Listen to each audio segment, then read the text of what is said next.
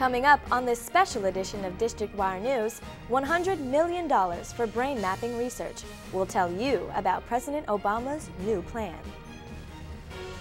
And then, a judge makes a major decision on the Plan B pill. This special science and technology edition of District Wire News starts right now.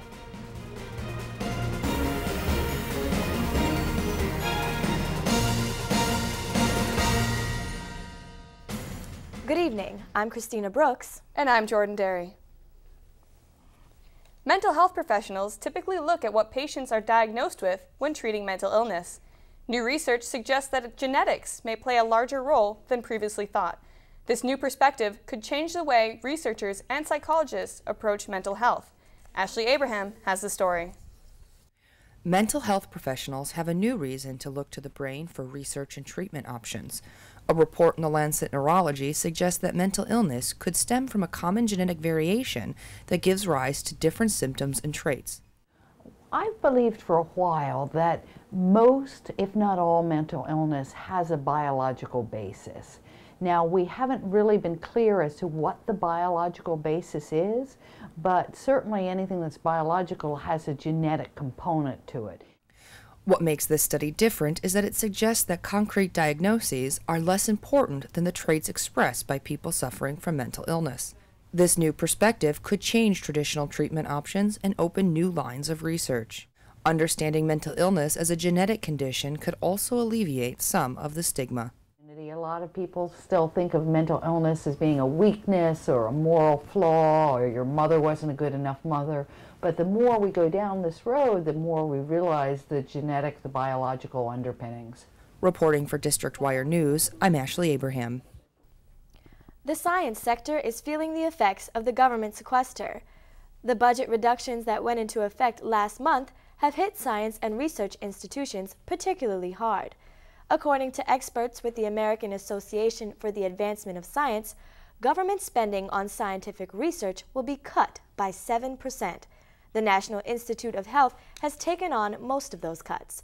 It is being forced to reduce between 800 and 1,000 research grants awards. Soldiers who fight in unpopular wars have a greater risk of developing post-traumatic stress disorder when they return home. A new study by researchers at the University of Alberta found evidence that public support for soldiers can decrease the risk of PTSD. Campaigns and events in support of soldiers, like the Yellow Ribbon campaign, all have positive effects on soldiers' mental health. Excitement over an investment in neuroscience is rippling through the scientific community. The plan will give millions to research institutions with the hope of accelerating research and creating new jobs. But some researchers are beginning to worry about how the plan will affect their funding. Ashley Abraham has more. President Obama's announcement of the BRAIN Initiative was met with enthusiasm. But then researchers began wondering, what exactly is the plan? The president asked for $100 million in the 2014 fiscal year to fund innovative neuroscience research. So there's this enormous mystery waiting to be unlocked. And the BRAIN Initiative will change that by giving scientists the tools they need to get a dynamic picture of the brain in action. No specifics have been disclosed, and researchers are asking, where will the money come from? And more importantly, who will get it? It would be wonderful if this $100 million came from a separate pot of money, but one is concerned that in this time of the sequester it won't, and as a consequence that could be less individual investigator-funded research. The National Institutes of Health would see the most money at $40 million. Despite the concerns over funding, researchers say the decision represents an important commitment to high-risk, high-reward research to better understand the neural basis of disease.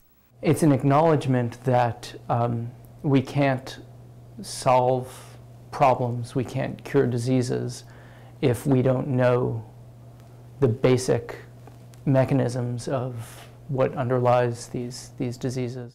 Congress must approve the BRAIN Initiative as part of the President's 2014 budget. Reporting for District Wire News, I'm Ashley Abraham. Sibley Memorial Hospital is in a race with Georgetown University Hospital to offer new proton beam therapy to cancer patients. The treatment only targets infected tissues and has less long-term side effects. Hospital executives say that this could have the greatest impact on children with brain and eye tumors. An advisory committee is taking a preliminary vote on which hospital will offer the treatment on April 18th. A recent court decision could have major implications on young women's access to birth control. But before the new rules go into effect next month, they could face another day in court. Reporter Colin Campbell has more on the story. Beginning in May, girls of any age will be able to buy emergency contraception without a prescription. A federal judge ruled on Friday to lift the Federal Drug Administration's requirement that girls under the age of 17 must have a prescription to buy emergency contraception, like Plan B. In the ruling, the judge also ordered that the drug be sold as an over-the-counter medication, meaning it will now sit on store shelves alongside other medicines like Tylenol and Advil. In 2011, the FDA had recommended the Obama administration lift the prescription requirement. Despite the suggestion, the Obama administration kept the policy in place. In the nearly 60-page ruling issued by the court, the judge slammed the Obama administration for making those decisions out of political motivation. Despite the criticism, the White House stood by its original prescription requirement. And the president supported it. He believed it was a common sense approach when it comes to Plan B and its availability over the counter to girls under, I believe, 17. And he believed that was a sensible approach. Anti-abortion groups were quick to blast the court's decision. In a press release sent out after the ruling, the pro-life Susan B. Anthony list released a statement saying, quote, "Teen girls need parents, not unfettered access to abortion-inducing drugs." The Justice Department still has the option to appeal the court ruling, which means this could be the first round in a long legal battle. Colin Campbell for District Wire News. Eating disorders are on the rise. Recently, the National Eating Disorder Association held a walk to raise awareness and to increase financial support.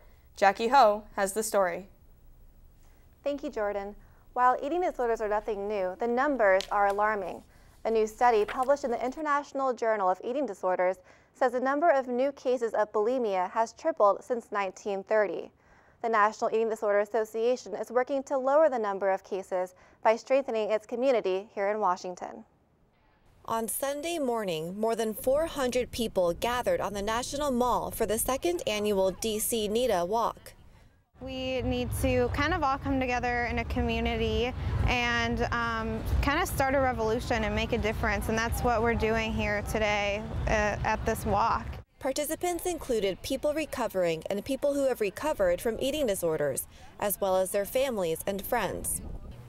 NEDA says that anorexia has the highest mortality rate, not just of any eating disorder, but of any other psychiatric disorder. I got involved because my sister had an eating disorder for 7 years that she ultimately passed away from. And when NEDA started doing these walks, it seemed like a really good way to give back and get involved. And our goal of this walk today is to really raise awareness. People at the walk made signs in support of one another, wore matching t-shirts, and walked 1 mile around the National Mall. Because of a lack of funding, organizations in DC are working to increase public awareness and education about eating disorders through programs and events, such as NEDA's walk being held here today. The National Institutes of Health says that research dollars spent on Alzheimer's disease and schizophrenia averages more than $80 per person.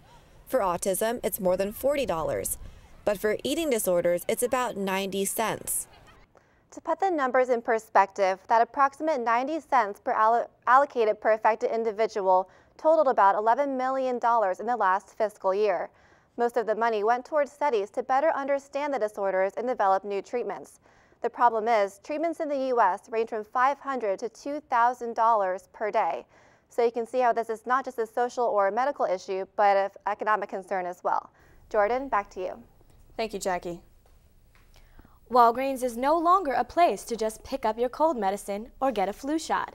It is now the first retail chain to diagnose and treat patients for chronic conditions, such as asthma, diabetes, and high cholesterol. Walgreens officials say that they will have nurse practitioners and physician assistants at more than 300 locations in the U.S. A new study has found that balding men are more likely to get heart disease. The study, published in the British Medical Journal, found that men with severe baldness were 44% more likely to develop heart disease. Balding men under the age of 60 have an even greater chance of developing the disease.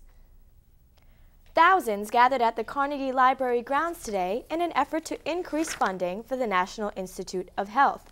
The NIH has recently suffered budget cuts due to the sequester. Kelly Chase has the story.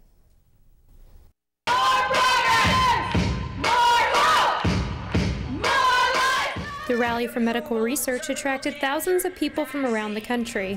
Participants included members of over 200 organizations, the medical community, and people affected by terminal illnesses. The rally was put on by the American Association for Cancer Research.